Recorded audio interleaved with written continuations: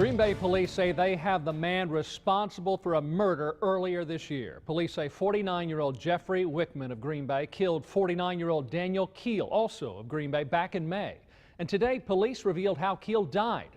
According to the autopsy report, he was strangled. Wickman is facing a first-degree intentional homicide charge.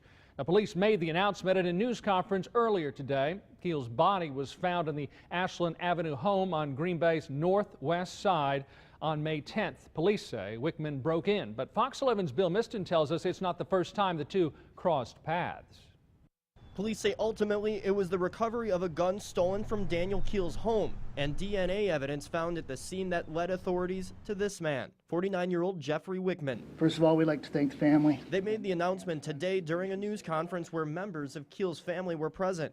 However, they did not wish to speak with the media. Wickman was arrested on a parole violation a week after Kuehl's body was found. He's currently in the Dodge County Correctional Facility. His most recent conviction was for burglary. Wickman was interviewed several times by detectives, and he would only say that he had not seen Dan for 5 years. But police say things didn't match up. They say a couple weeks before Kuehl was found dead in his home, Wickman left the halfway house where he was living. Police say he quit his job and started stealing to support his crack cocaine habit. Police say Wickman missed a parole meeting on May 7th. An arrest warrant was issued on May 8th.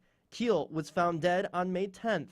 But how did police tie Wickman to Kuehl? In fact, Kuehl knew Wickman. Back in 2004, police say Kuehl let Wickman stay at his Ashland Avenue home. It's suspected that Wickman was behind the burglary and stealing of guns from his home, but was never convicted of the crime. His name came up in the old cases, and then we started looking closer at where he was and what he was doing around the time of the homicide. He knew that Mr. Kuehl may be a source. Brown County District Attorney David Lesay says it appears Wickman took advantage of Kuehl's compassion for a second time. He's merely indicated that he hadn't had any contact with Mr. Kuehl for the last 5 years, and that's inconsistent with the DNA evidence that was found in Mr. Kuehl's residence. Police say they had to wait for DNA results before they could file murder charges. Bill Miston, Fox 11 News.